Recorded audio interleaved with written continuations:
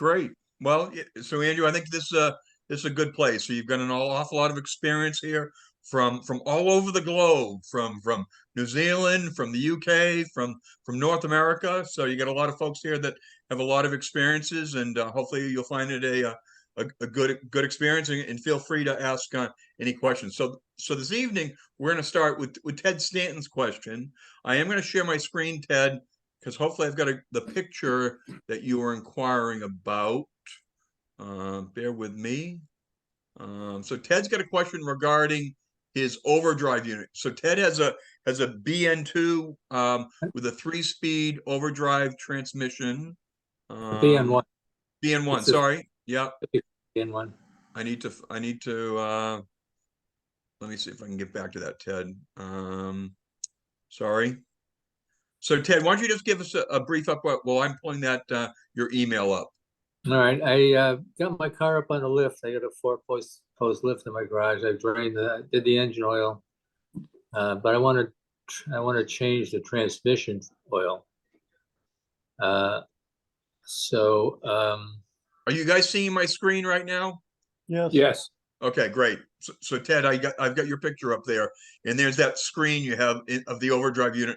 And you had a question regarding that, about opening that up, correct? I don't see the picture. But well, are you on Zoom? Are you seeing the Zoom screen? yeah. Your picture's way down in the right hand lower corner. It's kind of Double click small. your picture, Pete. Well, oh, there it is. I can see it now. Yeah. All right. It's being obscured by the single pane view in the lower right corner. Right, but you can barely see the screen, that round screen. Right here, Ted. Yeah, we can't see that. Really? You can't see? Yeah, we see? make the picture full screen, Pete. Well, okay. Thanks. Click. It's being obscured by your camera in the lower right corner. Okay. Let me we see you over the picture. Really? Okay. Thanks, Tom. Let me see how I can do that. Anyway, Ted. Well, you can. Are you asking about the little hexagonal headed screw inside that screen? Yeah, that's what I'm afraid of. I think there's things up there that I don't want to get involved in. You're quite safe. Yeah. No problem. Just take it out. But But it's got a really weird hex size. I think it's 7 millimeter. Nothing else seems to fit it. But it just unscrews and you pull out a little screen. And nothing will come out with it? No, nothing will hurt you. Okay, because I want to clean that. I do want to clean the screen. Yep.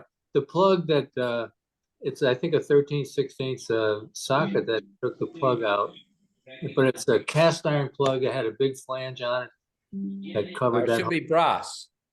Maybe it's brass. Yeah. So I can take that hex head bolt out and clean the screen. By the way, you notice the underneath of the car has that preservative that preservative that keeps the frame from rotting. Oil. It's called engine oil. Right. Yeah. So I apologize for that, but so nothing to apologize for. I guess we all have that, or most of us. So all right, so I can do that, and the book says it takes about 3.3 quarts of oil, and that would be 30 weight non-detergent, right? But to fill, so if I fill the transmission, that will fill the overdrive as well? Correct. Yes. All right. Because you got it. Okay. Sorry. Thanks. So hopefully everyone can see that better now. Yeah, that's a good picture. So I guess that's it. I'll clean that screen. I think about a quart of oil came out. And I think Bob Abbott mentioned that when I drain there is some residual oil in there when I drain the transmission. So So Ted, did you check the on the top of that plunger that there's that dipstick? Did you check how much oil was in there before you drained it? No, there was no dipstick. The BN1, no dipstick. No Yeah. dips. Okay, thanks, Michael. It's a plug. You gotta stick your finger in the plug hole to see how much Okay. oil. Yeah, but there's Sorry, a hexagonal drain plug as well. Did you take that out? A rectangular drain A plug? hexagonal drain plug on the bottom of the gearbox. That's the overdrive you're looking at there. Forward of that is a hexagonal plug. I did take that out. Okay, so you got all the oil out. Yeah, so that it took a bit to break that loose, but it did come out. What did you say? How much oil did you say the manual says it takes? 3.3 quarts. Pints, I think you mean. That's quarts. That's for the transmission plus the overdrive. Sounds a lot. That sounds like way too much. Well, I'll double check. I was looking in the manual, but I'll double check. But anyway, that fill plug on the transmission, you're supposed to basically fill it till you can see it and through that hole, right? Correct. Okay. All right. Well, I think that pretty well answers my question. Well, you were easy. Yeah. Pretty basic question, but I think it's been a long time since I've done that, So So it sounds like, Ted, you got nothing to worry about. good. You'll have it done in the morning, right? Yeah. All right. Well, thank you very much. Okay. Well, When let's. when you take that hex head screw out, there is a spacer about 1 inch long on the bolt that bottoms against the screw in the bottom of the overdrive. So it gives you something to tighten it against without crushing the filter. Huh. Well, I wonder if that's part of the bolt, because the bolt had a big flange on it, and I have a feeling that I can't tighten it up past that. But I didn't see any. Maybe if I take the filter out, it'll be there. I'm looking at the parts of this too, and It's just like a little small diameter piece of tubing over the top of the bolt. yeah, that's a bad picture. I have a blow up of the thing, but all right. So the other thing is, do I need to make a gasket? There wasn't a gasket on either drain plug. The big one, the brass one you took out should have a phenolic, it's called phenolic ring, like a soft gasket. Really? Okay. I didn't see one. You will need it. It'll leak without it. Right. It'll leak anyhow. Takes 3.1 liters of fluid, by the way. 3.1. I apologize. I looked it up while we were talking. It is liters, not pints. So I apologize. All right. But you're absolutely right, Ted. It should be straight 30 weight, non-detergent. Right. And on the bottom of the transmission, I could tell that there was oil coming out of there. There's no gasket there. I did put some Teflon tape, or I'm going to put some Teflon tape on the threads of that bolt, and maybe that'll keep that from leaking a little bit. But there's no shoulder to that bolt, so there's no way for a gasket to work. It's basically the small one, the steel one you took out. That one has a tapered thread, okay, and use Teflon on that. Okay, I can use. But the big brass one has a flat flange on it. It does. That's where the gasket sits. All right, I may have to order that then. Yeah. Yeah. Yeah, that answers my question about the Teflon, because I know that I use that on like a hot water heater, and I figured it would work on that. I didn't think it would affect it. So don't go crazy, because you can crack the case if you ever tighten that. Oh, okay, I don't want to do that. Well, it took I had to put a breaker bar on it to get that nut off. So Well, thank you very much. Thanks, Ted. Okay. Bruce, you're up. So Bruce Olson's got a question regarding his exhaust. Why don't you, Bruce, tell us what your questions are, and then I'll share your pictures, okay? Okay, yeah. So I bought a stainless steel headers and big bore exhaust for my BJ7, and no, that's not my picture. I know that. I know. I'm trying to get to the right picture. Sorry. Go ahead. The stainless steel header comes with 2 transition pipes to go to the muffler, but apparently those are designed for a BJ8 with the separate mufflers, so they're farther apart. So the question I have is, I was considering using, and you saw that in the picture that was up there. Bring it back up. Sorry.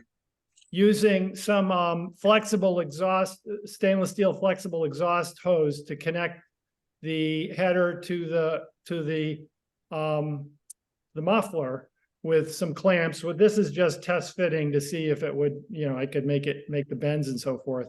But I was going to clamp that on. But I was wondering if that's a good idea or not, or if I should have somebody make the right, hard pipe connection between the headers and the muffler. I noticed that the stock front pipe has like a section of flexible pipe sort of as part of it, between the exhaust manifold and the muffler. And I was just wondering if that was to accommodate the engine moving, relative to the muffler, or if, it's fine to have rigid pipe, connecting the exhaust to the muffler. So Bruce, did this come from Dennis Welch? No, it came from AH Spares. Okay. Yeah. And I was aware that it wasn't going to fit when I bought it, when I bought the headers.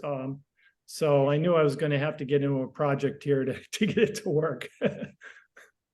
Okay. You have to have some flex pipe on it, or else it would, you couldn't clamp it tight enough. That engine moves quite a bit. Yeah. I was wondering about that. Go ahead, Michael. What you were saying there is absolutely correct. The engine moves a lot more than the exhaust system mounts can accommodate. So that's why they have those sections of flex. Now, what they used to do in the old days is that there was just mild steel flex, and it used to rust up, and then they used to break frequently. Stainless steel is way, way better, and so what you're using is great. But you probably should try to weld a piece of pipe where you've got it going into the muffler. Yeah. Weld a piece of pipe, weld the flex to a piece of pipe that fits over the intake tubes for the muffler, so that you can clamp the pipe directly onto the muffler pipes, and then you won't get a leak around because you clamp that on there, it'll probably just break where you clamp it. I see. Yeah. Okay. Can you weld stainless? No, I can't, but I know somebody who can. You're good. Yeah. Great. Yeah. So Bruce, we have one of our former colleague of ours, Dominic Falconeri, had bought the big Borg system from Dennis Welch. That was the reason for my question. Okay. And he had it with the headers, and he could not get the vibration out of it. He ended up removing the front piece. I have the Dennis Welch big bore exhaust system on my BJ8, but I chose not to put the header on. I have the standard the standard manifold with the flexi pipes attached to the big bore 2-inch exhaust. I see. And it works. Now mine is mild steel, where yours is stainless, but that has worked fine for me for the past 10 years. Great. But you do need that flexi. Otherwise, you're going to get so much vibration, because as Michael says, the engine vibrates so much. It was really annoying to Dominic, and he ended up removing the whole header system and went back to the stock manifold with flexi. I see. Good. Well, that's interesting. So that if I'd had a BJ8 with a separate with the separate mufflers, I probably would have had the same problem if I used their hard pipe transition pipes. Yeah. Yep. Michael's Okay. shaking his head yes too. All right. Bruce, for what it's worth, I have a similar connection on my Morgan with flex pipe going from the muffler up to the downpipe of the the header. And but it's a good idea, as Michael said, my stainless steel flex pipe is welded to the muffler. Yeah. So that would definitely be recommended. Yeah, that's a good idea. Yeah, I Yeah. might. But that's stainless steel. That'll last. I mean, it's been on my Morgan for 30 something years, and it's still fine. Wow. Wow. Or maybe 40. I mean, it was put on by the original owner back in the 70s, and it's still on there. Wow. Great. That's a good testament. Yeah. Wow. Okay. Well, thank Bruce- you very much. Bruce, any other questions? No, that's it for now. Thank you. So how close are you getting here, young man? Well, I'm coming along. I've been trying to get to the point where I can drive the empty shell, and I'm getting closer. But Yeah. still probably, I don't know, maybe a month or two, I'll be driving it on the snowy road. Well, Without the a underside of the body car on looks it. beautiful, Bruce. Oh, thank you. Yeah. So Now- Bruce, what did you decide to do for the transmission? For the transmission, I've just got the stock. I just have the stock, overdrive. Yeah. Okay. I know one time you were looking at doing a Smitty. Yeah, I was High-speed looking at the conversion. Smitty, and then I ended up, I rebuilt the tranny. I got some help and rebuilt the tranny and the overdrive. And I said, well, what the heck? I might as well use the overdrive and tranny I've got with it. See Absolutely. how that works. So, and I appreciate, my first introduction to rebuilding it was a YouTube video that I think Bob Yule did quite a while ago that I enjoyed watching. So thanks, Bob. So curious, Bruce, is the color, is this Aston Martin green? It is. It's California sage. Yeah. Nice. Look Yeah. beautiful. Yeah. Good for you. And did someone else do the painting or did you do the painting? Well, I had a painter come in. I did all the prep work, masking and everything. And actually what you're seeing, you can probably see the finish on the bottom is actually a tinnable truck bed liner. Okay. So I did that. It matches the color exactly of the rest of it, but I figure maybe it would make a more durable finish underneath. Right. And And that's your shroud hanging on the wall behind you? Yes, that's right. Yeah. Yeah, the car's right here behind me. Right. And Yeah. the shroud's on the wall. Yeah. Yeah, I've got that primed, and I've got all the rough body work done, but I was gonna bring it over to Mark over in Fitzwilliam to do the finished body work and paint on it. Great. So Mark, yeah. Yeah, Bruce, are you on his schedule? I called him a few weeks ago, but I have to keep giving him updates because I know he's pretty busy. Saying get on his schedule. That guy is. How far is he booked out right now, Bob? He has 4 or 5 Heelys in there, and every one of the owners are looking for him. So. Well, Dave Bevins was beautiful. We saw that at Summit, and Mystic was gorgeous. Dave's won 3 trophies with that car already. Nice. Good. How's Bob Easterbrook's car coming along? It's coming along well. They're actually, I was down in his shop last week, and Eric, his main welder, was working on it pretty well, pretty full time. Of course, he wasn't working on Art Harvey's car. Okay. There you go. Yeah. So of those 5 Healey's, are they all members of ours? All members. That's great. He's finishing up. Oh, what's his name? Steve Trimble's car. Oh, He's shipping it back to England because Steve got transferred. I don't know if you know that. Yeah, no, yeah, he's back there Yeah, already, right? Yeah, he's back in England, and that one's going to be going out the door in the next couple of weeks. It's all, they're just putting the things back together now. Nice. That'll Good. be the first one out of the shop. Okay. Well, Bruce, maybe a good word for wise from Bob is make Yeah. sure you get on the schedule. Yeah. Yeah. Okay. Ones are always a good thing. Yep, absolutely. Okay. We did all the body work, so that's good because that's where it really gets, bogged down. Yeah. Is the body work. I mean, the welding, the body work, and I mean that takes forever to fix all that stuff. Great. So Bob, are you still spending some time down there? Are you still working down there? Yeah, I Part-time? go down. I go down at least one day a week, sometimes two. Matter of fact, I work on these cars. I either take them apart or start putting them back together. Great. Little things. I mean, Mark doesn't let me do anything with paint or body work. Thank goodness. Oh, well, that's great. That's really good. So, okay. Well, thanks. So, Ken Gibson, you had questions regarding your BN2. I'm not sure if those who read this month's Hen, Ken Gibson had an article in there that was originally published in Hemmings and about the refurbishment. Is that the term you're using, Ken, on your BN2? You're not using the term restoration, right? No, I am absolutely not restoring the car. One of the cars in the past that I restored it to the point where I was afraid to drive it, and I'm not going to do that again.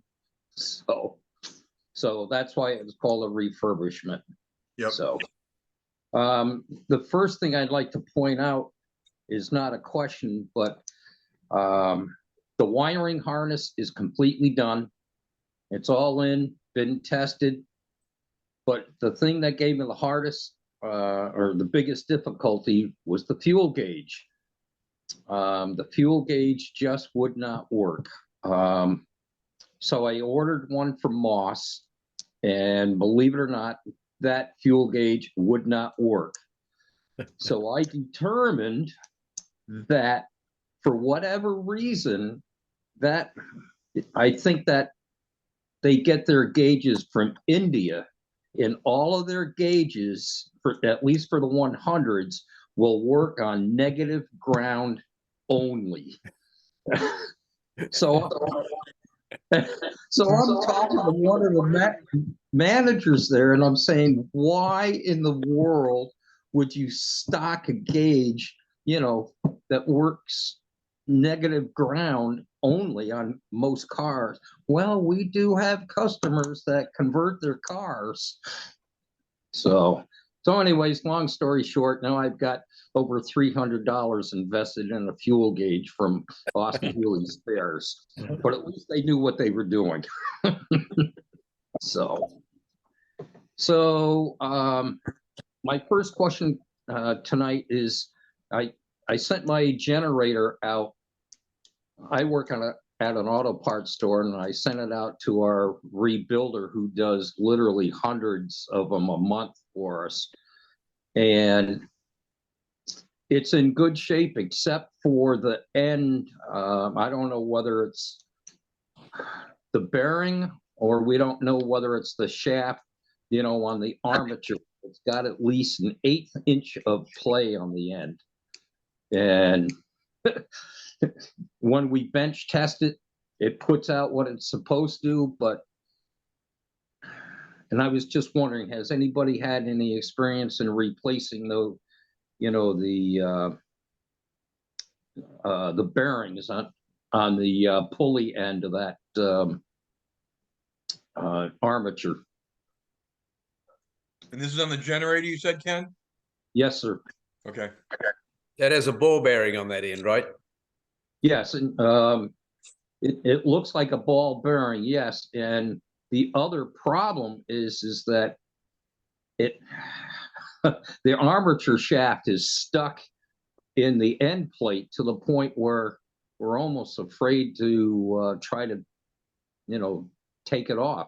I mean, it's really stuck on there. So is the shaft loose inside the ball bearing, or the ball bearing loose inside the end bracket? That's what we can't determine because we can't take it off. Have you got the pulley off? Oh, the pulley's off, yes. Should be able to just see that, Ken. But I've had them where the bearing has seized and the shaft is spun on the inside of the bearing, and it wears the shaft down quite considerably. Sounds like what you're talking about. yeah. Well, that's what we're afraid of, that the shaft is worn. and it's not a bearing problem. Yeah. Then you have to drill out the 3 rivets that hold the bearing in place. Oh, goody. Yeah. Very gently. So I guess a related question to that is it worth spending the money and converting it to an alternator?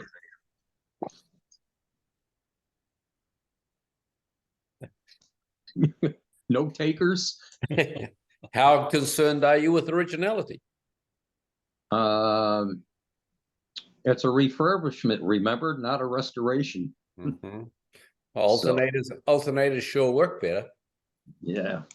Don't look right, but they work better. Do you have any plans to add any other electronics to the car? Absolutely not. No. No. So I know when I went to an alternator on my 51 Mercury, it made a huge difference. So Was that a 6-volt system on the Merc? not anymore. But it was originally a 6-volt system? Yes. Okay. Yeah. But I mean, also going from 6 to 12's a huge difference. Yep. So, all right, I guess I'm gonna have to figure that one out myself. Okay. So were you thinking about putting an alternator on, or were you gonna get one of those alternator generator conversions? Well, Moss doesn't seem to have one of those. They've got a alternator conversion kit, but it doesn't look like one of those power gens. No, it does not look that way. But if you're going to change to an alternator, then your $300 fuel gauge isn't going to work.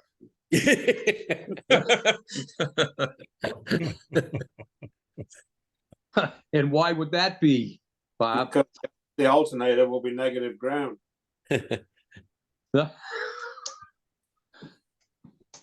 Well, wouldn't. So you're telling me that this Moss Motors alternator is negative ground? Yeah. Well, aren't all alternators negative ground? No, there were positive ground alternators. Were there? Okay. 68 MGB. Okay. Nope. But anything on the market today, that's an alternator's negative ground, isn't it? Pretty well. Yeah, Yeah. pretty But Okay, I guess I'm not going to do that. So. you're a capitalist, Ken. No. Okay, my next question is, Michael, you and I have talked about this, that special dowel bolt, putting the transmission on to the back of the engine, top right and lower left, correct? Correct. Yep. Yeah. About I say 12:30 and 6:30. Yep. That's right. Yes. Yeah, that's right. Yep. I did test fit it, and that's where I put them, and it. The other 5 bolts work properly. So yeah. It's a funny bolt with a what they call a double D head. Yep. Right. And I think the manual calls them a dowel bolt. Yeah, that's right. All right. My last question is, when I started to take this out, the engine and tranny out, I initially took the transmission out only with the intention of leaving the engine in. The engine eventually came out. I don't think my engine hoist will lift it high enough to be able to get the engine and tranny in as one unit. I mean, how low can I go and still be able to work on the, get in there? I do not have an I-beam engine hoist. It's just well, we saw the picture of the engine hoist earlier this evening in some ways. So that one's mine, and I'll show that again. So mine's it's a Larkin 2-ton, and when Bob Abbott rebuilt my motor, my BJ8, we did put the motor in and then put the transmission in separately. And I used the hoist on both the engine and the transmission separately. I think I would have had enough room to put them in together, but we chose to do them as 2 separate units. But I was able to get high enough with that. Now I have my car on a 4-post lift and have it just high enough, so it's probably 6 inches off, or is it maybe just a few inches off the top of the base of the engine hoist. So that did, I could do that. So how big of a hoist do you have, Ken? It looks like the same size as yours. Okay. And I did make an extension on the boom to reach into the cockpit to take the transmission out. Yep. But I know it'd be a whole lot easier to put the two together, on the floor and then put it in as a unit. But I just don't think my lift is going to be high enough. You also have to put putting the engine in with the gearbox into 100. You have to have the thing on an incredible slope, almost 45 degrees. It sort of slides down and then goes in. Yes. So you can't have the car too close to the ground. Like you can't drop it down onto the brake drums, for example, because then the end of the gearbox will hit the ground before you get round the corner. So yep. I like putting them in separately. Okay. Well, that's where my head is right now, doing them separately. But all right. I was happy with that in my BJ8. Worked out fine. So Bob Abbott or Bob Yule, do you have any recommendations regarding separate or together? I put them together if I have them work on both of them, but I have a forklift to lift it high enough to be able to drop it down and get it in. So height is not a problem for me. Right. So I cheat. You use the tools you have. Yeah. And what's your opinion, Bob Yule?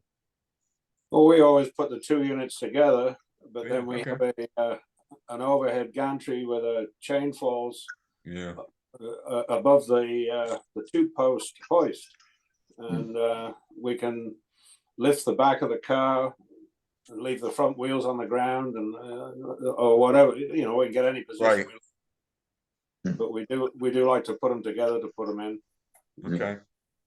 Yeah, I've had success with the 3000 putting them together, and I've done both apart and together. Together is a lot easier putting it in, but I have not done that on 100, so I'm not familiar with that. Yeah, I did mine on my 3000 BT7 with the engine and transmission already assembled together, and my engine hoist was able to handle it, but I did have to rotate it at a pretty good angle to get it in. And then I had to take a bracket off or something in the back end that held the overdrive to the chassis to get it around the corner. One little trick is to put a fan belt under the back flange of the gearbox to use it to lift the gearbox up. If you it does save you getting your fingers crushed. Yep. So, and I can tell you that if you drop it, it's not good. Gee, thanks, Michael. Been there. Does it leak anymore in that condition? We had a car a couple of years ago that a fellow was doing his own refurbishment, if you like, and he had the engine and gearbox out, and when he was putting it back in, his chain let go and it dropped the whole outfit right on the grill, and it flattened it down below the bumper anyway. Oh no. He loaded it all on a flatbed and brought it to us and said, "Here, fix it." Oh jeez. Wow. Not good. Don Payne did that with his BJ7. He dropped his engine right on the front shroud. Who did that? Don Pay. Really? Wow. Yeah. That's why I suggest doing them in 2 pieces. You only do that once. All right, Michael, you're not that far from me. Well, It's only what, 8-hour drive? Nancy's a heck of a baker. You'll go home 10 pounds heavier. Tell you something real funny about putting engines into hundreds. I've been looking at pictures of original hundreds for a long, long time, and the engines. In a lot of hundreds, the front carburetor, the fuel feed pipe, or the banjo, is canted round at an angle. In fact, over the years, I've straightened out so many of those feed pipes because I thought they were incorrect. It turns out that I think that was turned round at an angle so that when they were putting the engine and gearbox in with the carburetors on, it didn't catch the shroud because it sticks out further than anything else. Really? Yeah, so a really interesting thing. Try putting a 100 in with the air filters off, but the carburetors on. You'll find that's what catches on the shroud. Yeah. You're a brave man to do that. Wow. Well, I think the best engine story I can tell you about a Healey is when I was 17 or 18. My father and I raced midget cars, and where we kept our car, it was a body shop, and they got in a wrecked GTO, and I put the complete rear end engine and transmission from a GTO into a 104. Wow. That's a nasty boy. Yeah. Well, the third time I got stopped on the same road for went in front of the same justice of the peace for the third time, I had to have my father with me, and he said, "You will be back here in 1 week with a certified dismantler's notice."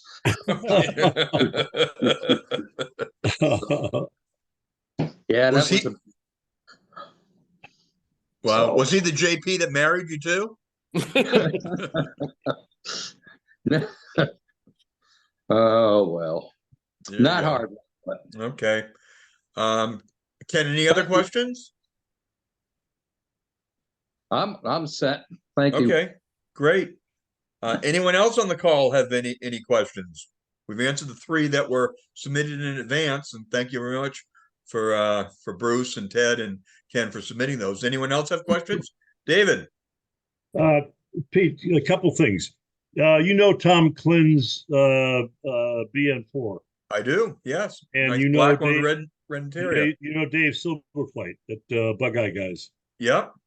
I'm gonna bring it in there. The first time they can get it in is February, but I Okay. want them to do a top to bottom overall evaluation. I'm nowhere near the class of. You guys just I'm astounded by what I don't know when I listen to you guys. But so I need to get a bottom line. It's been maintained by a wonderful guy who restores Model A's, Model T's, but he's not a British sports car guy. He's not. He probably does a couple of Austin-Heelys just to minimum maintenance. But I want Dave to take the bottom line. Look at it. Give me the bottom line. Okay. Yeah, that's good.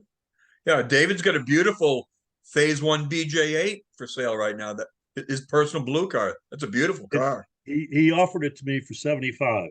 Wow. if he got some, I think he sold it for 66 to somebody in Illinois. Somebody in the shop mentioned that. Okay, well, it that's was good. He sold moving it. up. Yeah, but he throws out a price if you pay it. It's Oh, absolutely. No, I'm he's sure it was mechanically. I'm sure it was beautiful. Yeah. Interior, not so much, but Oh, really? he's a fun guy to work with. Yep. Yep. Well, good luck with that. Well, that's good. You can get it in February, so you'll have it back for the driving season, hopefully. Absolutely, absolutely. I'll let you know what happens. Okay, good.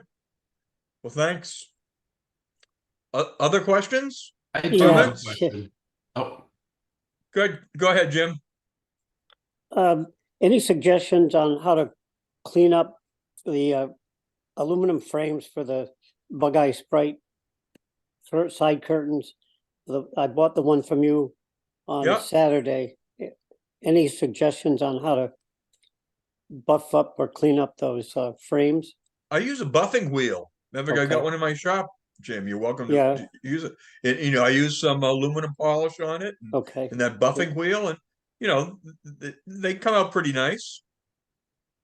The other Okay. thing you can use, if you be very careful, is steel wool, but you need to make sure it's what they call a 3/0.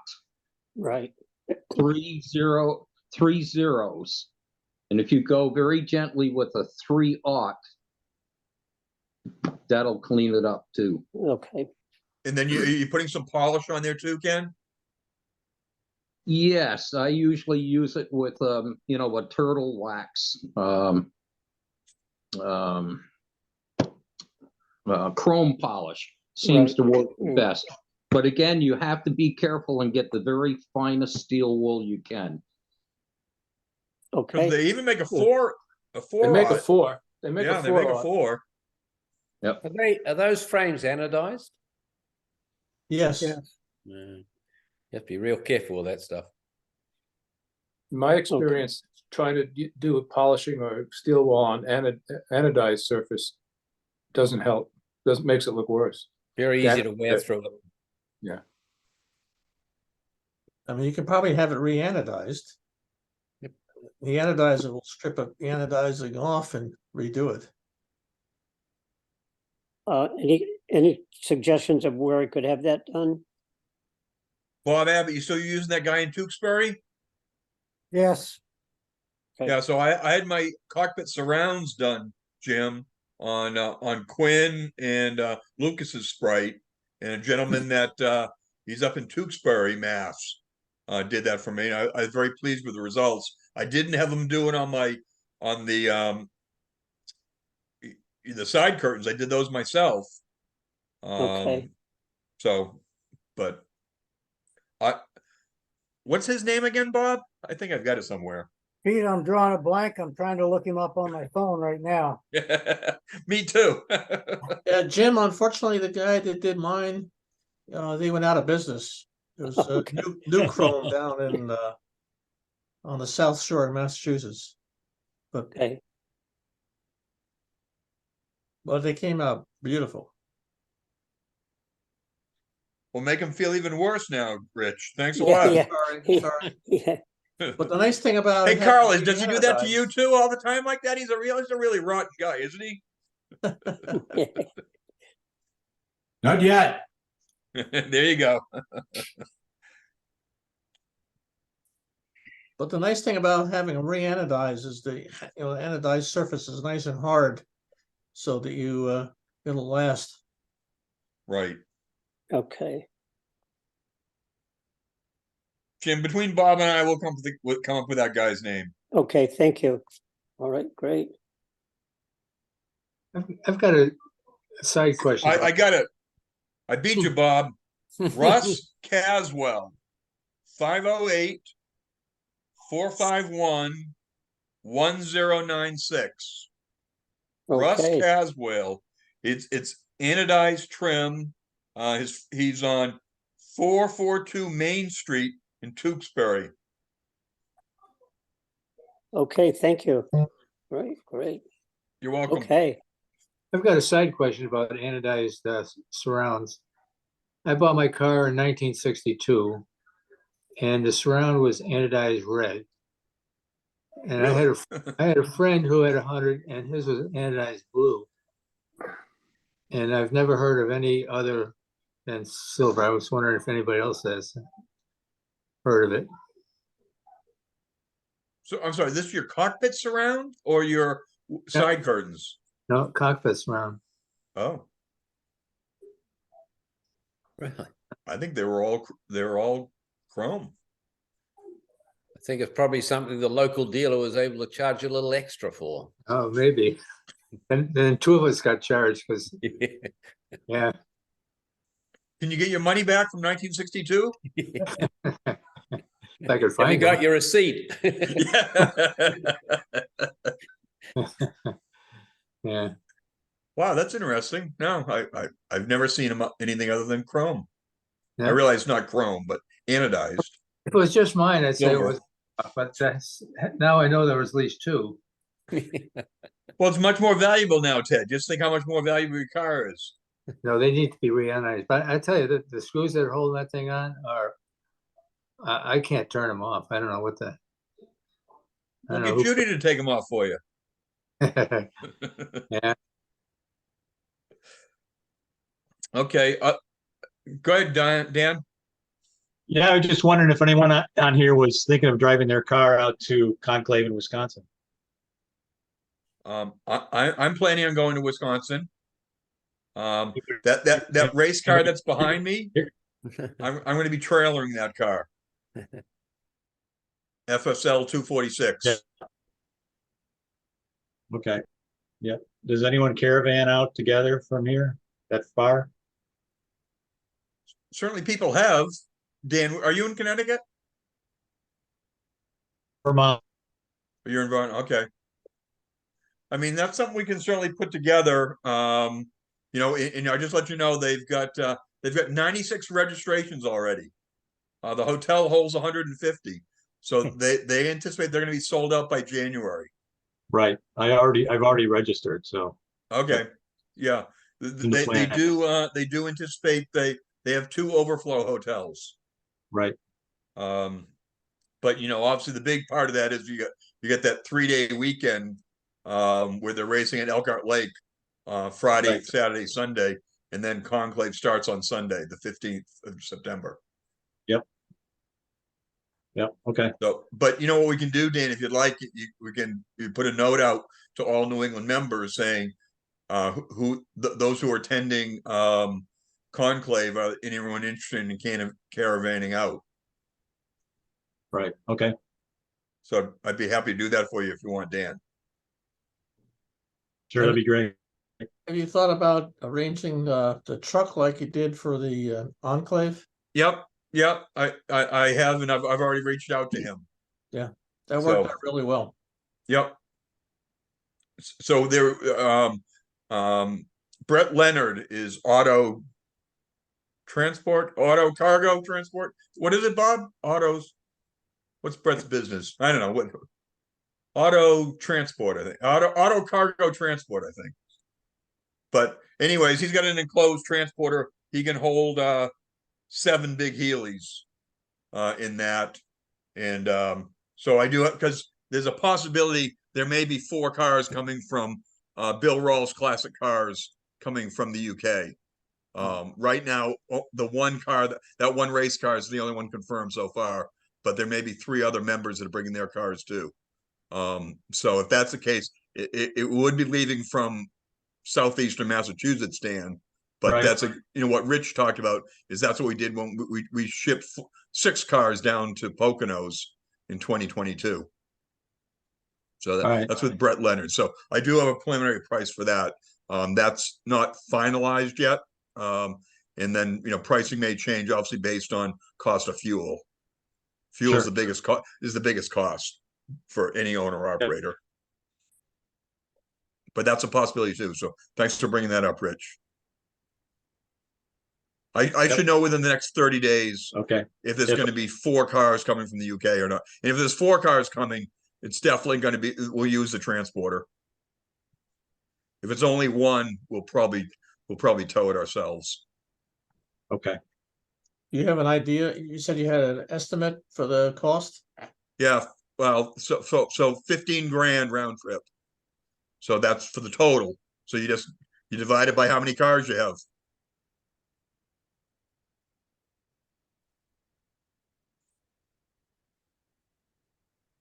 So that's, Cheaper than sending them to Norway. well, that's a lot, it's a shorter distance too. Yeah, That's a bargain. well, I mean, the UK guys are paying the cost to get them here to Port of Yeah. Boston too. Well, so I've got Ocean freight pricing has for come them. down a lot, so they'll Yeah. probably have a lot lower rate than I encountered. Right. Yeah, So but I have a question on rear end gear oil. I'm gonna change over the winter, I'm gonna change my rear end gear oil. And I'm a little confused. Should I be using GL4 or is it okay to use GL5? I know you want to use a GL4 gearbox oil in transmissions because of synchros and brass, but is there any, I mean, what's the proper, 85, 90 weight oil to use in the rear end of these cars? I mean, is it GL5 okay? Because that's all when you go into an auto parts store, that's all they have. GL5. So I'm wondering, is there any brass in the rear end of a Healey? Do you have Anybody a know? 3.9 in yours, Bob? Well, no, I have a 354, but that's Oh, just do you? yeah, but it must be other things in there, like the thrust washer. Is that brass or is it steel or anybody know? I mean, because they say the GL5, the high sulfur content can kind of eat away at certain metals. Really? So I just wonder if anyone. Never. I've talked to a lot of people about that. I've never ever seen any evidence of it ever, and I understand that came from way back days in Porsche, and they had a type of brass that they used in their gearboxes, which was destroyed by sulfur in the oils. But I think it was unique to Porsches, but it's become a bit of an old wives' tale as far as I can tell. I've never seen evidence of it. So just regular 85, 90 GL5 is fine. Yeah, I bought a lot of Healey gearboxes apart that have had 90 weight oil in them. Synchros looked exactly like they do. They shouldn't have 90, but everybody puts 90 the gearboxes. Yeah, people put 90 weight in the gearbox because they think it's a gearbox and they don't realize they should have engine oil. But the 90 weight, I've never seen any damage on the synchros at all. Yeah. So then again, getting into the rear axle, then a GL5 is fine to use. I'm sure. I think there are brass thrust washers on either side of the spider gears. I can't quite remember. I'm pretty sure there are. Yeah. I know what. Wouldn't worry about it. What Moss lists is That'll the outlast you. GL4 gear oil. Yeah, well, Moss sells, GL4, for gearbox oils and rear axles. And I'm sure back 50, 60 years ago, there was no GL5 or GL4. Right. Just 90 weight oil. So what do you say, Les? They sell GL4? That's what Moss is selling? GL4, yeah. Okay. Who Is does that a pen? Dynolite. Dynamite? So for what it's worth, I just Googled that question and it comes up with on one of the British forums that GL4 is the preferable gear oil. GL5 should not be used because of the bronze parts in our rear axles. That's the first thing that popped up on Google. All right, so it's bronze then, bronze and brass. Okay. How long has GL5 been around? I have no idea. But all I know is I went in the auto store. I was looking actually for GL4 for my transmission, not on my Toyota transmission. I couldn't find it. I had to go online and order it because I couldn't find it in a local auto store. They all said GL5, and it says right on there, not for manual transmissions. Really? Yeah. So learn something new. Yeah. So I think I mean, I think I might. I mean, I'm not sure what the GL5 has over GL4, other than it has higher sulfur in it, I guess. But I mean, those rear ends, they seem to last forever anyway, so I'm not sure it's a problem. Has anybody ever built a rear end? Michael has. Oh, Did yeah. Paul Donnell do your rear end, Bob? What's that? Did Paul Donnell do yours? No, I actually I took it to a I mean I bought the 3.5 from Mike. what's Michael the guy's name? Yeah, Mike Limpert. I bought him actually from his son, I believe. Okay, yeah. His last batch he had before he stopped making them. And then I had Keene, New Hampshire driveline. Okay. I pulled the pumpkin out, took it to him, and he stalled it. And he had to buy a couple new bearings to put in it. Yeah. But I didn't have Paul. Paul Donnell did mine. It worked out great. He had a machine shop out in Greenfield. It's a great conversion. No, absolutely. Yeah. Well, coming back from Quebec, when I was up there with you guys, that Conclave, I lost my Overdrive. Came home with that. Didn't really make that much difference. Yeah. You know, with that 354 gear, you can drive without Overdrive without a problem. So, other questions? Comments? I do have a question. Please. Come off the video here. Okay. Eric, good to see you again. Good, thank you. Great advice last time. I with my fuel gauge, I ended up returning Moss Motors, bought from AH Spares, and it's solid. It just stays right on there. Bounces a little bit when you drive, but you come to a stoplight and it goes right where it should. So someone mentioned a capacitor. That's my backup plan. So if this doesn't work, I'll stick a capacitor on there. But for now, that seems to work. So thank you for that. I need to go get insurance for the car, and they're asking me the value of it. And if I look online, I see they sell from anywhere from 45 to 150. I know it's not a $150,000 car. I'm trying to figure out what is a fair value. Should I use 45? It's very subjective. I get that, but are you using a classic car insurer? Yes, Haverty's. Okay, great. Okay. Yeah, and you know, they do it based on that stated value. Again, I apologize. What Healy do you have, Eric? Sure, it's a 1966 3000 BJ8. Okay, BJ8. Okay, they tend to be most valuable. And would you consider it a good driver or? So let me tell you what I know about it, and then you can tell me what you think. Mechanically, perfect. It starts right up. I mean, you choke it, turn the choke off. It runs great. No issues there whatsoever. I know I need to get a new exhaust, but I mean that's that's minor. How's the body? That's the most important thing. The doors don't line up perfectly, so they're definitely off a little bit. And then underneath there is a little bit of rust on the main frame. I saw a few holes down there, nothing major, and there's no body rust on the side of it at all. And the paint has a couple of bubbles in it, so I'm going to get it repainted one of these days. But is it difficult to open and close the doors? No, they open right up, no problem. Because they tend to sag when they get weak chassis. They sag and they're difficult to open.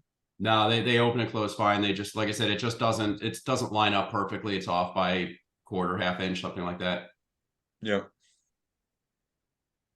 I had one comment about that. Somebody made a comment last time to Eric about the capacitor, and I did a little reading online, and some folks were worried about, that's 1 farad capacitor is a large amount of capacitance, and with the electricity running through the sender unit in the gas tank, some people were worried about, could there be a condition that could start a fire or something from a spark.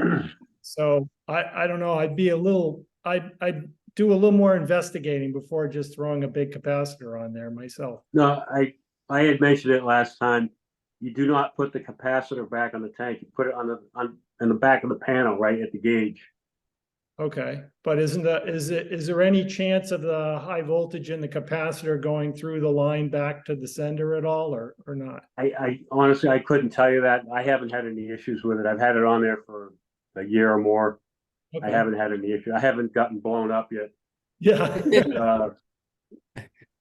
I don't know. I mean, there's electrical stuff all over. There's a battery back there that could spark too. So yeah. Difficulty haven't is had that any the trouble with it. difficulty is that the sender unit is right in the tank and it is Right. in fuel vapor. Yeah. Right. Yeah. So I'll keep that capacitor option in the back of my mind in case it doesn't work well. But so far, AH spares have been great. The size of the capacitor, I got that from the forums and everything. I researched it, and that's what mostly was recommended. And they they told me do not put it back on the tank, put it up underneath the panel, and of course make sure it's the polarity is correct. And there's another on the gauge. There's a light, a hot wire for the light. I'm not sure if that's actually the hot for the gauge or where that power comes from. I was looking at the schematics after I spoke to you, and it was a little more than entailed more than I had discussed with you. But you'll figure it out, I'm sure. We tried to resolve a flickering fuel gauge here. Right. Right. I had discussed that. What we're trying to solve. Yeah. I'm sorry, you weren't here last time, Michael. I wasn't here. The flickering gauge, and I had recommended they use a capacitor. Make sure that the thing is orientated correctly because it is different the way the flow. In my experience, what causes the fuel gauges to flicker is that the float arm inside the sender unit pivots in a die-cast housing, and then two or one wipers wipe up and down a coil. But what happens is that when the car is getting older, fuel evaporates right inside the bearing where the shaft turns, and it causes a lack of continuity between the shaft and the housing, with the result that as it moves up and down, it makes and breaks contact, and that's what makes the gauge flicker. The solution that I've found to it is to solder a very small piece of brass spring wire with 2 or 3 coils on it between the arm and then to a small screw on the body of the sender unit, and it completely resolves the problem. The gauge is as steady as a rock. Wow.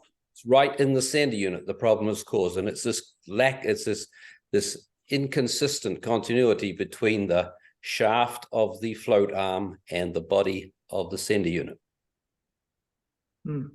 Wow. Okay. Yeah. There's actually a thing on the blog. Look up Michael's Austin-Healey blog. Search for fuel gauge solution. Let me chime in a minute for Eric. Eric, consider getting Haggerty's My Cherished Salvage Rider. What that means, you agree upon a value. If your car is totaled, so it goes above that, you get a check for the agreed upon, and you get your car back. You don't have to buy it back from salvage. It's very short money for doing it. Say that one more time. There's an option on there for the salvage buyback. My Cherished Salvage. One more time. My Cherished Salvage. Okay. So Don Margison, 2 years ago, he had his car side swapped on his way to Summit, and Haggerty totaled his car. He had it insured for $50,000, and he did that, Dana, where he bought it back. He bought it back and he bought it back for like I don't know the number, but it was it was in 5 figures, 3, 4, 5,000. He did not have My Cherished Salvage on it. That he would not have had to buy it back. So that's an option on Haggerty's. I didn't see that on their website, but I'll ask. Okay. You're saying you can get the car with not buying it back? Yes. Salvage? If you buy this additional rider, My Cherished Salvage. Oh, okay. Oh, it's a digital rider. Got it. Okay. Is this, you know what you have going in with your car? You don't have to bid against a junkyard. Yeah. I didn't know there was that option. Yeah. Going back to my original question, very subjective, but I'm just trying to find out what number is a realistic. I mean, I can say 200,000, and if I wreck it, then maybe they'll give me 200,000. But No, they won't. realistically, and I'm No. not They trying to won't. sell the darn thing. So I'm just Yeah, they're looking gonna for want a realistic lot of numbers.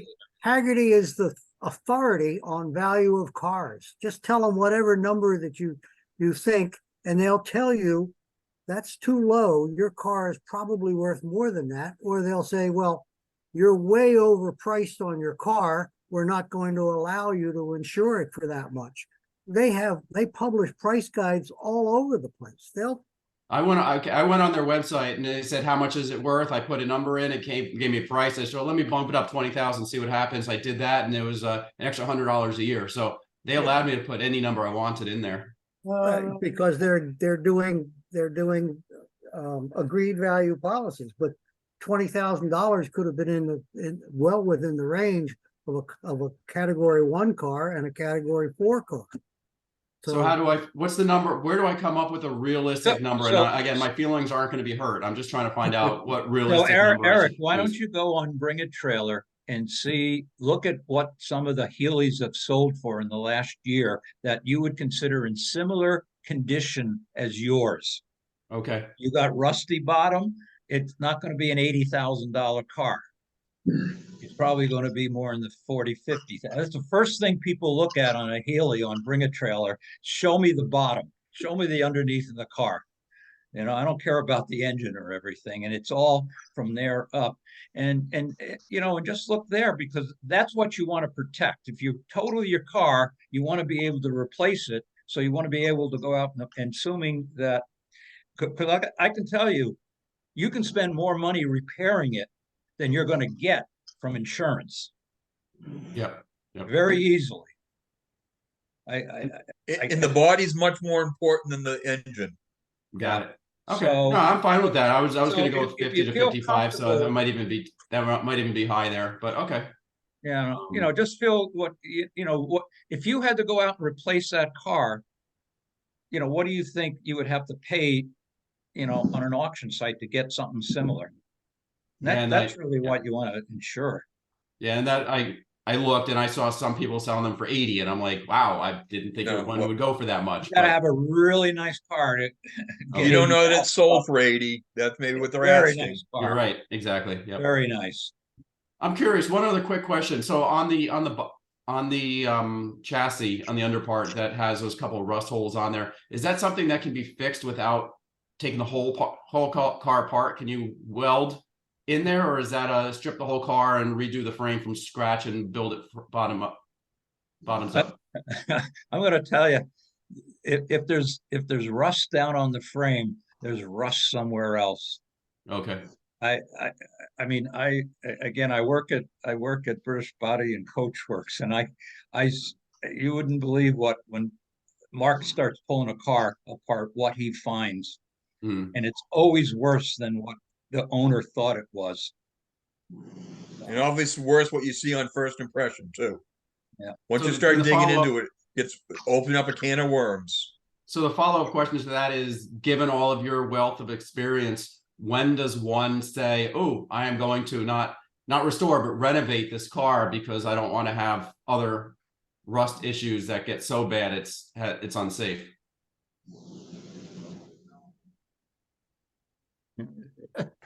Hard to tell. Hard to say. Fair enough. Yeah. I mean, are you thinking of painting it now, or is it a good driver? Oh no, it drives great. I have no complaints at all with the driving. My wife says she won't ride in it because the muffler smells too much, but other than that, does it present itself well? Yes, I get compliments all the time. Just drive it. Don't worry about it. Yeah. Okay. One completely unrelated question, and I imagine some people on here are going to say, "Oh, why the heck would you do that?" But I'm going to ask anyway. Given that I live in Florida and it's stinking hot down here 9 months of the year, was toying with putting an air conditioner in it. Aftermarket, obviously, very hidden. I don't want anyone to know it's there. It's just so that I can actually drive it when it's frickin' 90 degrees outside and the car's blowing 100-degree air on me. Is anyone any experience with that? Is it? I've heard that they sell them, but is it realistic? Can you do that in one of these without, destroying everything? Well, there was a factory option. You could have gotten, Ken Fleming. I think he's still got an original unit. He's down in the Carolinas. It's probably going to cost you $3,000 to $5,000. Money's not a huge issue at that point, just because I can't drive it 6 months a year, so it's gonna sit in my garage for 6 months because I can't drive it. We had the same problem up here. Eric, yeah, welcome to the club. We can't drive our cars 6 months of the year. Just a different 6 months. Yeah. Move north. Wah.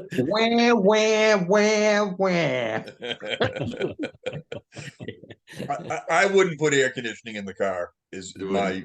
Okay. I wouldn't. Okay. Hey Pete, can I interrupt for a second? I went out to the garage, my garage, to look at the gear oil, the 80-90 weight gear oil Yeah. used in mine.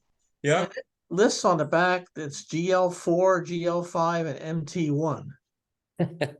Oh, really? Yeah, it's a Valvoline high performance gear oil. Does it say anything about eating brass? It does Bronze. have, Bronze. let's see here. Well, some of the gear oils are now coming out. The GL5s are coming out saying that they are safe for bronze and brass. I read that online too. I don't know which brands they are, but some of them are coming out and it might be this Valvoline one. Bronze has got zinc in it, doesn't it? It just seems to cover all of it. Now we're getting into the engine oil deal. Zinc. Anyway, kind of weird. Yep. If they sell it for any one of those, I would think that it doesn't have enough sulfur to do much damage in it.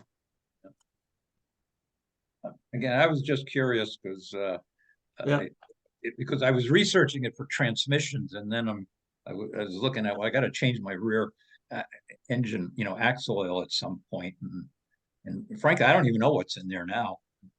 I put it in probably 5, 6, 7 years ago.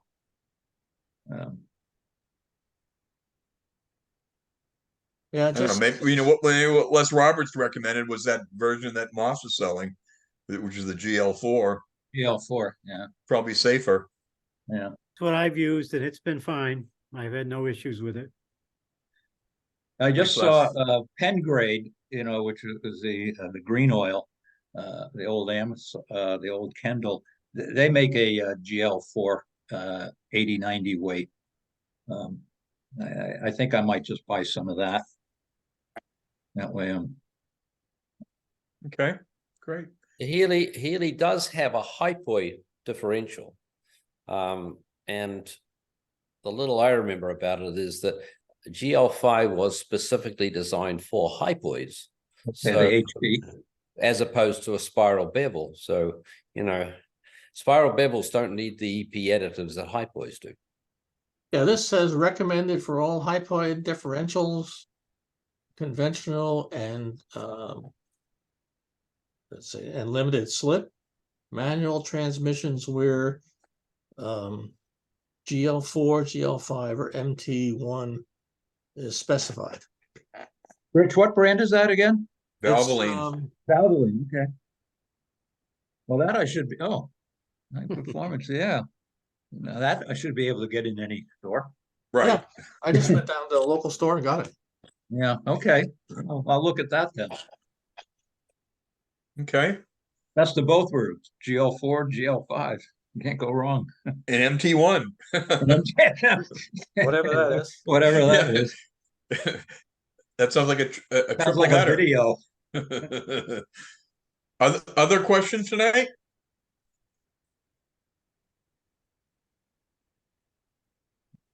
Okay, well, thank you all for joining.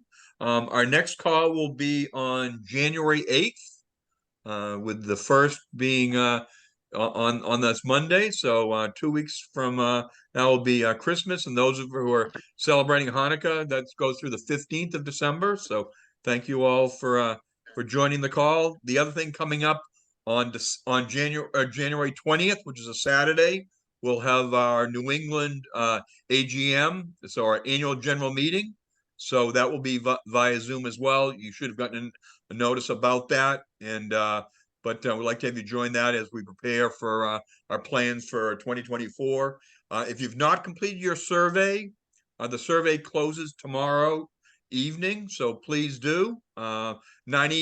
98 people have completed the survey thus far, so thank you. If you've already completed your survey, that's great. But again, we'd like to get your input in terms of what we need to do and focus on for 2024, and look forward to that. And if there's nothing else, we again appreciate all the feedback and comments, and we'll look forward to you. Have a great holiday season. Merry Christmas and Happy New Year, and we'll talk to you again on January 8th. All right. Thank you. Thanks. Good night. Thanks, Peter. Thank you. Merry Peter, Christmas. You bet. Bye-bye. Peter, think Thank you, about that. Peter. You're welcome. Thank you. Think about that, Peter.